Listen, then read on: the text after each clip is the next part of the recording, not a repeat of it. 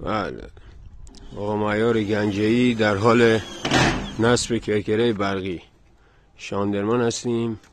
این هم نمای زیبایی از کار، مثل همیشه نامبروان و شماره 1.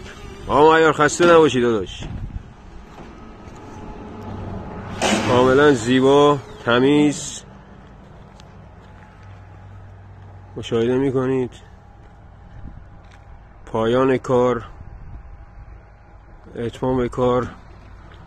آقا معیار داره فرشای دورشو میزنه.